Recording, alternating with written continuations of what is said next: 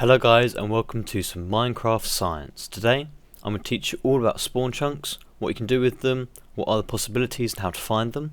Now I have done a video on this previously quite a while ago, but there's been a lot of exciting updates since, and I want to do this even better this time around with more detail and some crazy things to show you. So if your mind isn't slightly blown by the end of this video, I would be quite disappointed, I'm not going to lie, because you can do some seriously amazing stuff. And I've broken this video up into lots of different parts, so do see the description for timestamps with different sections. We can start off by looking at what is a chunk, what's a spawn chunk, how do you find them, how do you map them out, and generally how big the spawn area is. Then we're going to go on to player interaction and spawn chunk interaction, so loaded chunk interaction. And then we're going to go on to some crazy possibilities you can do in 1.5.2. I hope you enjoy, because I'm going to spend a lot of time and effort into this, and I'm really excited, so let's begin. So first of all, people are probably wondering, spawn chunks, I never heard of them before, what are they? That'll be cleared up very quickly, don't worry. But first of all, what is a chunk? A chunk is a 16 by 16 block of the world, from max build height to the bottom of the world. So if you get F3 screen on, you'll see that we've got the X and the Z numbers. If you look at the ends of the rows, you'll see two zeros. If you go this way, it will increase all the way up to 1515. There we are. So 00 to 1515 is a whole chunk, and that's how you can work out how to map them. So if you're looking north and you go from a 0 to a 15, you know you've crossed a chunk boundary. Same way as if you go east and you are on a 15 and you go to a 0 on the X number, you've crossed a boundary, and so on. So what's the important thing about spawn chunks? Now these are normal chunks. Spawn chunks, the whole chunk is always loaded. So max build height to minimum build height, always loaded. Does not depend on the player itself being there, nor the player render distance or the player loading distance. So how do we now work out which chunks are spawn chunks? Okay, so spawn chunks are 12 chunks by 12 chunks in the beginning of your world. Now, you can't move these in survival, it's just not possible, but you can map them out quite easily with a few tricks. So I've done it in my single player world, so you can definitely do it yourself as well. This gold block here is the first spot that I spawned in on. Now when you do spawn in, you'll spawn in within 20 blocks of the center of spawn, so you should always be pretty close. So how do we know how big the spawn is? Well, I've done it before quite a few times, so I know it's 12 by 12 chunks, and these 4 chunks have been mapped out already. So as a guess, all you need to do is go 6 chunks that way, 6 chunks that way, 6 chunks that way, 6 chunks that way, now that you counted them all out, and you can get a pretty good estimate. Once I've done that, then we can actually check specifically where the chunk boundaries are. So I'll map that out and I'll be right back. Okay, this is a good time to tell you a couple of warnings so far. In FTB, where you have loaded chunks, they are not the same as spawn chunks. Don't get confused there. Don't say you know what spawn chunks are if that's what you're thinking of. So, next, spawn chunks are always the same for the seed, because the initial chunks always be the same. Doesn't matter if it's super flat or not. Now, when you start a new world, you will not ever be in the same coordinates, well, very unlikely. So you can't just say these are the coordinates for general spawn chunks. They are unique to each seed or each world. So you do have to do some manual work if you want to work out where they are. Now you can use a mod, and the mod will be listed in the description. It may or may not work for the current versions of Minecraft, you have to check. I do consider that slightly cheaty though, and I'd rather do it myself and learn how and why it works. So, as we spawned here, within 20 blocks of that, now you can probably be in one of these chunks, that's what we're guessing anyway. So we've gone and done 6 chunks each way, so 1, 2, 3, 4, 5, 6, which mapped out the distance. Now I've only done 2 sides, and this is quite important to save time. How we're going to be doing this is using item despawn, as the chunks inside spawn will always be loaded. Things like items, so if I put a stack of items on the floor there, within the 5-minute timer they will despawn if I'm here or not. I could be 100,000 blocks away and they will still despawn. So we're going to use this fact so that we've mapped out, we're guessing so far that this side here is spawn chunks and this side here is not spawn chunks. So normal chunks, if you're not in the area, you unload them. Not the same for the spawn. So if I put some items there and some items there, if I go away and make sure none of this is loaded for me player wise, these items will always despawn and this item should be here when I come back. Now you could be one chunk out. Now you may not be perfect so far, so what we're going to be doing is, because I've mapped out 6 each way from where we think the middle is, I've then connected them up to a corner. Now this makes things so much easier than my previous explanation of finding them, because all I can do now is get a load here and say this corner, if I know if items despawn around this or not, I then know if this side is correct and this side is correct. Then from that I know to count 6 chunks the other way and it will all be perfect. So only actually need to do one item despawn. So I'm going to spread these items around so that you know that it's going to be really clear if this works or not. Make sure they don't get bunched up too much. So what I'm going to do now is just get away from this, quite away, and come back in probably 10 minutes or so, just to make sure that everything has despawned in the 5 minutes. And I'll come back and I'll show you the results. Okay, so I've been lazy and used the command block to get away from spawn. I suggest you use Nether portal and just walk through it, walk over the Nether for a bit and come out somewhere else on the world, or you can just run for a long distance. You need to be more than 150 blocks away from the edge of spawn, so probably about 300 blocks away from where you started, right at the beginning of the world. Just be safe, you have to go a long way away, and just make sure it's all okay. So go back now, and excellent. Well, we can see that we are right on this side. This side is definitely unloaded and this is loaded, but there is no items here. So the one we actually started on there maybe needed to be shifted over one chunk this way. So that's going to be the next test. So if I just put in one more chunk, because it's going to have to be a whole chunk. I'll do the same thing again and I'll be back to you with the results. And we'll go see if this has actually worked out now. So let's go along here and perfect. There you are, that's what it should look like. And it's actually very lucky that the first one didn't work out perfectly, so I can show you what to do in case. So we know this is now the corner. And now you know one reference point exactly. We know where every single other one is. So from this, all we need to do is move that one across, count 6 chunks each way, and then map it out, because this is definitely a corner. So from this point, 12 chunks by 12 chunks are spawn chunks. So I'll map that out and then I'll be back when it's done. Okay, so you can clearly see that our original guess was not correct. As you can spawn within 20 or so blocks of the exact center, that one was residing inside here, not in there. Good enough guess though, so we know exactly how big our spawn is now, 12 by 12, correctly marked out. Anything we do inside this will follow all the conditions for the rest of the video, and we know now how to manipulate it.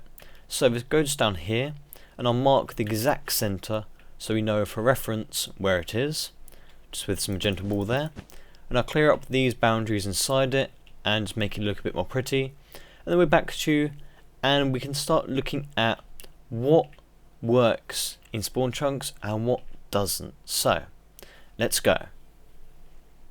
Okay, so if you just join me now, we've already mapped out the spawn chunks. They're 12 by 12 chunks which are always loaded, and this magenta thing in the middle is the exact center of those spawn chunks. So from here, 6 chunks in every direction is always loaded. Now we're doing a lot of tests today, showing all different things that do work and don't work inside these spawn chunks and proving certain things. Now first of all, I have to explain to you what I mean by these things on the bottom. I'm going to be picking things which I'm going to call player interactions, so the player needs to be in range of the thing to happen. Or there will be loaded chunk interactions, so player does not need to be there and it will happen always if you're in the overworld, or maybe even in the underworld, doesn't matter. We'll have a look at the specifics, and there are some interactions which I know are dependent on bits of both, so certain orders of things and everything else, and I'll leave a sign there instead and give more detailed description when we get to them. But first of all, to check most of these things, we'll be looking at command blocks and redstone. So I'll just prove first of all that these things work. So in the spawn chunks, redstone is always loaded and the lights always update, and there it keeps going. So set up a little thing here to prove that very quickly. Command block teleporting me away. Then I've got a timer, comes around here and just hits this and says redstone works. So we'll just wait for this to go a couple of times and then I'll come back just to make sure this actually works. So out I go, and now the redstone is operating in the loaded chunks. There we go. If it wasn't loaded, then the redstone would just freeze and I wouldn't get a message at all. There you are. I think I'm quite happy with that. So back I go. Okay, it's been guaranteed that redstone and command blocks are definitely just a normal loaded chunk interaction, and they also work with players around them as well. Most things we do always work with players anyway, but for redstone, you can do redstone all the way up max build height here and it will still work. If you did that in a normal chunk and you were inside the chunks themselves and it was all the way up there, max build height, more than 128 blocks away from you, the redstone would not load. So there's something you can do in spawn chunks which is really cool. You can do circuits all the way up at the ceiling or all the way at bedrock. And you don't need to worry about being in render distance or loading distance. It will always work. So that's pretty awesome if you want to hide anything away. So I've gone ahead and just made a quick little good weather detector. So this will just change the time if it gets dark, and also make sure it stops the rain if it rains. Just a very, very simple thing there. So I'll keep running the whole time for the rest of the video, so just so you know it's there. So on to the next thing. Okay, the next thing is hostile mob spawning. Now we're talking about actual hostile mobs, so creepers and things. We're not talking about iron golems or peaceful mobs or anything else. So this is a player interaction. Don't even need to test that. I've tested that before. If you move more than 128 blocks away from a hostile mob, it will despawn instantly. As these chunks are loaded, there will be no mob spawning in here unless you are here as well, because it's a player interaction. They only spawn within 128 blocks of a player. So that's that one out the way with. I get a lot of questions saying, can I build a hostile mob farm in spawn chunks and will it work? And the answer is no, not unless you're there as well. Now there is some tricks with hostile mobs in spawn chunks though, which are really cool. And all of these extra bits I'm going to mention will be linked in the description if I find a link for them to an example project or build or showcase for it. So if you have hostile mobs inside your spawn, they will contribute to the overall mob cap. If they are persistent mobs, so where you've given them an item and they're holding it, so anything like a zombie with a pickaxe or a helmet or something, that won't die because of daylight, will contribute to the overall mob cap of the world. If you have enough of them inside your spawn chunks, then the rest of your world, wherever you are, you don't have to be inside spawn chunks, the rest of the world will be peaceful. There will be no hostile mob spawns at all. So that's a really, really cool tool to use. Next, that same principle works on spawning peaceful mobs. So the peaceful mobs, they have their own cap, and if you have too many of them inside your spawn chunks, they won't spawn anywhere else at all. So that's also pretty cool. So mob spawning for peaceful mobs is also a player interaction. Now, then we get on to iron golem spawning. Now, I'm not going to show you here. I'm going to show you videos of that inscription if you really want to. I'm going to try and keep this as short and concise as I can. Iron golems will spawn if you're not in the spawn chunks. So if you have an iron farm here, it will always work if you're not in here on the overworld. If you go to nether, the iron farm will not be working. That's what I tested last time, and that's what came up in my results. If you're only loading up the nether, the overworld does not function as the iron golem producing machine, which is a bit strange because it also stays loaded, but just the way it's actually working, it doesn't pick up the breeding for some reason, so it doesn't work when you're in the nether. So next is minecarts. Now minecarts, we'll do some tests for this because there are a few different ways you can use minecarts. You can use it as a part of a redstone circuit, that's one way. I can also move things around with items, so we'll set up some tests and I'll be right back. Okay, so I'm going to set up a little thing here. This tests multiple things at once, and I'll just make sure this does not go off while I'm here. So this ethos hopper timer, they'll be linked in the description as always with all these things. This sends off a pulse, sends this minecart to here. This will then say that minecarts work. This one will get an item from the hopper, then send it to this hopper down here, send it into a chest. This one here will send some wool through to here, up into this chest, and then to here. This will then say test completed, and we know that it's all worked. We'll come back here and make sure the items have gone through correctly, and that everything's worked. So this is going to test hoppers movement, item movement, minecarts movement, all sorts of things. So let's let this thing get ready, and let's go over here, and I'm going to wait for it to go off. We'll just wait for the command blocks to say their stuff. Okay, there we are, minecarts work, test completed. Now let's see if the actual items have gone through, because that is the test. We have one sticky piston in here, that's got to there, and then this one has gone to there. Has this got an item in it? Yes, it has. So everything's worked out fine.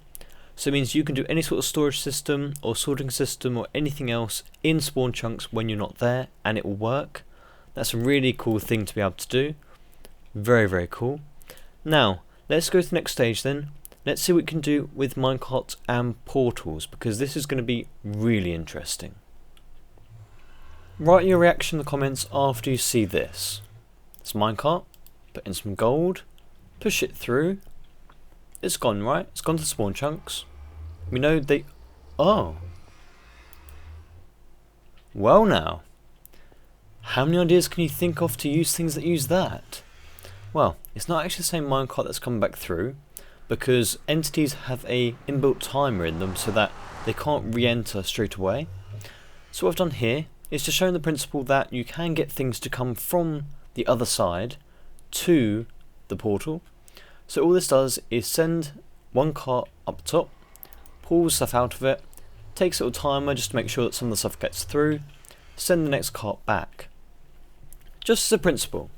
So I'll leave that up to your imagination what you might be able to do with that for now, but I want to use this on my actual Let's Play world for a different reason. So this would put things through to a sorting system. So we know that sorting systems can work, we know that minecarts move around, so let's test some things that go along with that. So maybe furnaces. So I'll be right back. Okay, next test then. Minecart, stack of cobble. We'll see how long this takes. So it's going to take quite a while, so we'll cut out the in-between bit. So I'll wait for the result. Oh, and there it is. 12. Meh, not many, but it works. So furnaces do work when they're in the overworld and you're in the nether. So let's have a look at this. It's just cooking some cobble and firing the minecart. Had a hopper timer here just to make sure that when this one came through, it would set off the timer, let it run for a little bit, and then send the cart back. So furnaces work in spawn chunks when you're not here. Sorting systems work, minecarts work. Very interesting. What else works? Well, I've got something to show you that I've done before. I'll give you a very, very quick look and then I'll link it in the description. Okay, so this one to show you. This is one of my other inventions. I said I will link it in the description. Just note we're at y equals 250 up here. We'll go all the way down here. And it's y equals 100-ish. So it's longer than 128 for the redstone. We are in the spawn chunks though. So if I hit this button and go through and wait a little bit, because in survival it takes a while to go through the portal anyway. Now this is a portal lift. This is my invention I did a little while ago, and it can only be done in spawn chunks, but it's pretty cool. So we'll see if this is done now. And there we are. Up a y equals 250. Very, very cool. And we can go back. And again wait a little bit because I've set out for the timers on survival, whereas creative we go through instantly. Okay, that should be enough time. And there we are, out the bottom. So that'll be linked in the description if you want to look at that. But it's another aspect of portals that you can do with redstone in the spawn chunk. So back we go. Okay, so we know that minecarts definitely work very well in spawn chunks. Soda droppers, hoppers, and item movement, and everything to do with redstone in general, it seems. Portals work excellently, even when you're in the nether. They send things back, that's really cool. Plant growth and decay. This is quite an interesting one. Now, this one wasn't really as much of a talking point in my last video, because you can plant crops, and when you're not here, they will not grow. That I know from before. We'll see if that's changed though since then. Also, when you're not here, there's a player interaction for plants growing and a player interaction for leaves despawning after you break a tree down. So if I remove this wood and leave, the leaves will stay there until I come back. It's not a loaded chunk, it's a player interaction. But now we've got 1.5, we can test something else which could break the system or produce some really weird results. So what I've got here is just a little timer, just a little delay so that I can switch this, go through the portal or use the command block, go away somewhere. This will time for a bit, then this will just have a latch. This is really unimportant and quite strange redstone, but this is just basically going to let this pulse for a few seconds and then turn it off. So all these dispensers have their bone meal firing because that is now the update in 1.5. So this one here will plant seeds, or just make grass, basically grass, flowers and everything else. This one here I'm going to have for saplings, and I'm going to do each of these in turn just so we can get a nice view of everything.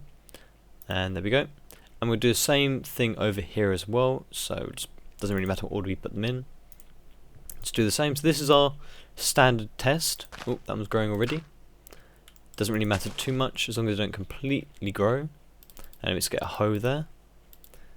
And there we go.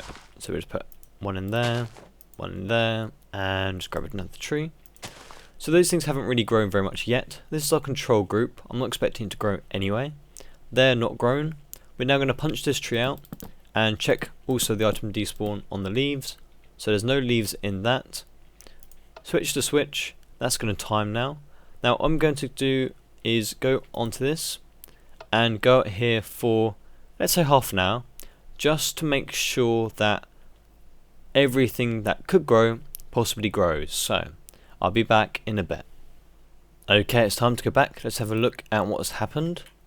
So, very interesting actually. This has gone off. You can see it's moved now. This timer's been gone. This is fired. Oh no, they haven't fired. Look, these are still full stacks. Okay, at least one is a full stack. So it's showing that these did go off, but because also you see nothing's actually grown at all, and these leaves are still there. I thought I mentioned that before. You see things despawning. Nothing has grown at all, so it's not actually possible, even with the Redstone update, because actually I'll show you here now. If I just power this, so this is a little clock here. See that? Straight away it would have worked. But as we went in the chunk, player interaction, that's very interesting though, because I wasn't quite expecting it to be that precise a difference. But that is very interesting. So it's impossible to have an automatic farm that forces things to grow. Very cool. So we know that is definitely a player interaction only, even with the redstone. So that's quite interesting. Now we can go on to forced mob spawns, because this is something that this kind of contradicts, goes against. So I set up something quite fun, and then I'll be right back to show you. Okay, this is going to demonstrate a few different things that we have for the spawn chunks. In the spawn chunks you can send things through a portal. So you can spawn a mob and throw it through the portal and it'll work. Same thing with items. Now, there's also another trick with this. We see some items coming through now and some mobs. This is on a timer on the other side, like what we've done before. So you've got items coming through, mobs coming through, all from spawn chunks. They're not despawning before they get through the portal. Now what happens if I kill this portal? You'll see that there are still things coming through. Obviously it's appearing from nowhere apparently, which is quite funny. Now what happens is, because Nether changed so that it would load faster and stay better for loading, because a lot of people had lots of lag problems in the Nether, they changed it so portals only check if they're connected every 50 or so seconds if nothing's gone through them. It's around that anyway. So this portal in essence still exists, and for the game it's still open. That's why things can keep coming through. So you could play some really weird tricks on people if you really wanted to. But as soon as I log out, or if the stream of items coming through stops, after that timer is gone, then it will stop. So I'll just log out and come back, and you can see the game has now rechecked these portals and said there is no longer a connected portal here, stop. So yeah, that's that. On to the next thing. Okay, so we know that force mobs work if they go through the portal fine. Now if I spawn a mob here and go to Nether, there will be a time attached to that mob which it will despawn on. So if that timer was going and then pushing the mobs quite a distance to a portal, they would have despawned by the time they got to it. So they do work, kind of. So force mobs work in spawn chunks for a little while anyway. Next we need to look at animal growth and activity. Now this is a really interesting one for all your farms. So we just look at these. I've got 8 types of things here. So we'll just use each thing on them and we'll get a baby. So there should be a baby each time underneath. Let's use the egg on the same one. And it's going to replicate just breeding, but a more lazy way. And wolf, sheep, and chicken, and cow. Oh, they get a bit annoying. So they've all got a baby.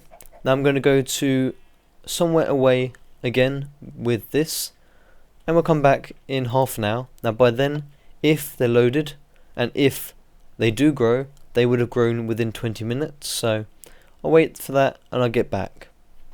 Okay, it's time to go back now and have a look at the results. And surprisingly actually, they've all grown. And I expect the ocelots have grown as well, but they've disappeared because they just disappeared. Okay, so on the overworld, if you're not in spawn chunks, animals will update. Now let's try that if I go to the Nether instead. So I'll rerun the setup and we'll go again. And let's check the results. Back we go. Now I'm thinking that they may not have grown, but we'll see. And is there babies? Yes there is. Okay, so animals do not grow while you are in the Nether. Confirmed. Good.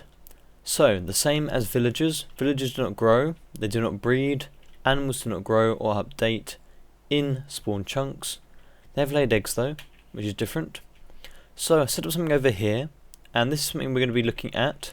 These are a whole bunch of chickens which have already grown up, and what I need to do now is to test something else. If I go through the Nether now, which I was in there anyway, there was no eggs coming through. If I wait here for 5 minutes, the timer for the eggs starts. So after 5 minutes of being in an area, chickens will start to lay eggs. When that happens, I'm going to go through the portal. I'm going to see if eggs keep being produced through it. So, back in a bit. Okay, so I can confirm that eggs are still fired through the portal from the spawn chunks after you've loaded the chickens up for 5 minutes. Now, if I log out and come back, in theory, nothing should come through the portal at all, because the timer for the reset of the eggs has reset for the chickens. So, we're back. And after waiting quite a while, no eggs come through at all, so I'm correct there. If you unload them, then they'll stop producing eggs. You have to reload them for another 5 minutes before they produce any more eggs. So that one's confirmed again. Very good. On to the next thing. Okay, so we covered most of the mob updating. So you can have animal farms and the animals will grow up if you're in the overworld. So you get all sorts of cow farms and things so that when they grow to a certain size, they suffocate or they burn or anything like that. So you can have an auto cooker, that works, that's fine. But if you have to have a chicken auto cooker, you need it to be running for 5 minutes first with you there, and then you can walk away and then it will be automatic. Nothing though, a sheep farm, no, wool. Does wool regenerate when you're not here? So I'm just going to shear all of these guys, nice and quickly, and then go away with a command block. So they've all got their wool, no wool still. So leave it a few minutes and then we'll go back and see if they've got their wool back. If they have, then you can have an easy AFK farm for wool and you don't need to load up any of the entities at all. And back we go. Okay, 7 out of 8 have had their wall regrown. That's pretty good indicator that wall does regen in spawn chunks when you're not there. In the overworld only though. So, you can have an AFK wall farm that you don't need to go and keep loaded all the time. That's pretty cool. So, on to the next thing. Okay, so I jumped onto another world. This is in spawn chunks again, in a tiger biome. So I want to test if water freezes when you're not here, and if water melts. So I've got a little thing here. This will just let some lava out and hopefully melt this stuff when I'm not here. Same way I'm going to test some water here. I'm just going to see if it freezes in the meantime. Now, it should freeze pretty quickly in this configuration, and we are inside a tiny little tiger biome, so it should be okay. So, only those 3 are frozen. That's all okay. We'll go through. I'll wait here for a bit, and then we'll go back. Okay, back we go. And we see that the lava has not melted the ice at all, and none of the water have frozen. Now it's starting to freeze, it's starting to melt. I did mean melt the ice earlier. So, ice does not change state when you're not in it. So that's a player interaction. Awesome, back we go then. So unfortunately it's not possible to have an AFK ice farm. You have to be within loading range yourself as a player. So we also know that item despawn is definitely happens in loaded chunks. So let's go check this max height thing. Okay, max build height. This corner is inside spawn chunks. These 3 green ones are not. You know the drill. I'll be back in a few minutes. And here are the results. Now, I will note this is the opposite corner to the one we tested right at the beginning. So this not only proves that items do despawn and the spawn chunks go all the way to max build height, that also that this is definitely a 12 by 12 area. So if anyone says anything differently, they are always going to be wrong. On to the next thing then. Okay, next test is TNT, which should be quite a lot of fun, but first of all, a couple of questions which always come up about spawn chunks, and that's, can you move spawn chunks? And I said at the beginning, no you can't in survival. I am told you can in MC edit, but you have to ask someone else about that one. But often I get these other questions as well. So if I use command line and do set spawn, when I kill myself, will I come back to the original spawn chunks? So basically, if I've set my spawn somewhere else, can I get back to find the spawn chunks on my world? So let's give that a little test. Okay, so set some command blocks to help me with this. I'm set my spawn here. Then I'm just going to go and /kill and kill myself. Now, I come back here. Now the question is, if I reset my spawn with a bed, I've set the good weather machine off so it's not interfering with this. You don't need to sleep a whole night to set your spawn. If I kill myself now, then I'll come back at this bed. Here we are, at the bed. But if I remove the bed and kill myself, do I go back to spawn chunks or not? And the question is answered by yes. So if you have set your spawn somewhere else, even with command line, if you break your bed and then die, you'll come back to your original spawn chunks. Problem solved. Okay, on to TNT then. Much more fun, isn't it? So I'm going to jump away with the command block really quickly.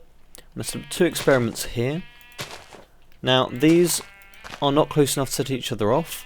I'm going to light one directly and light the floor next to one, so this one will be a longer fuse.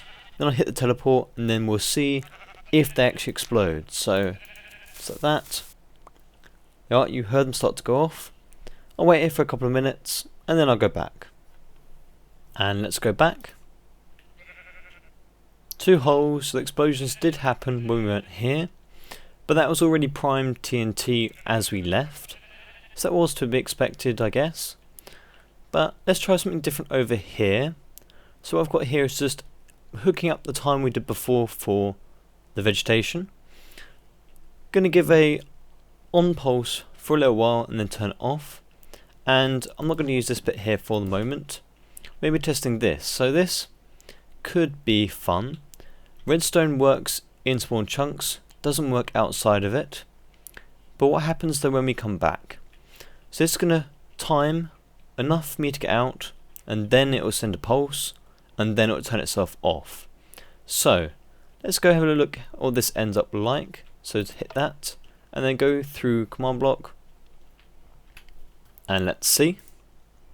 So we come back and this signal is off, as you can see, and now the TNT explodes only when we came into range. So that's quite interesting actually, isn't it? So the redstone was not active in the spawn chunks, but as it was sending a signal over, it then updated afterwards, even though this side was off, and then blew up the TNT. So that's basically a trap. Okay, to make a trap and test to see what happens, I've reset the timer again. Now, we need to check if TNT will go off inside spawn chunks with redstone or not. We know it won't outside, so we need to work out the trap will be outside the spawn chunks or not. So, be right back with this test. And results time. I see that it's already exploded. So, in the spawn chunks, TNT will go off as well as redstone. Outside, it won't come back. Last TNT test I'm going to do today, sending a prime TNT minecart outside of spawn chunks, seeing if it explodes or not. So, we know the drill. I'll turn timer and I'll be back with the result. Time to check the result. It didn't even... oh, it did prime. Okay, it's the same thing again. Doesn't go off until you get back because the cart was over here and not loaded. Okay, let's pick another thing to look at. Okay, so another common question I get is, do the spawn chunks stay active on a server when no one's online? And the answer is, as I'm now on a server, when I'm not logged in, the server log's being spammed by this nice redstone works message. So I'm going to go with yes, it does work. So yeah, even when there's a server, yes. TNT, we know, is a spawn chunk interaction. No, it has to be loaded. Doesn't have to be by a player. That's good. And on the note of the last sign on my board, I am now in 13W18C. So the 1.6 sign, there hasn't really been much added yet which needs to be tested and shown in this video. We've had horses, but they act exactly the same as everything else previously, and all the other things on the signboard act the same in 1.6 so far. Even though they're subject to change, they act the same. So that is the end of the video. I really hope you've learnt some stuff today. Hope you go out and take advantage of these wonderful mechanics of spawn and really enjoy it. And there is so much potential in vanilla Minecraft at the moment that I feel people haven't taken advantage of.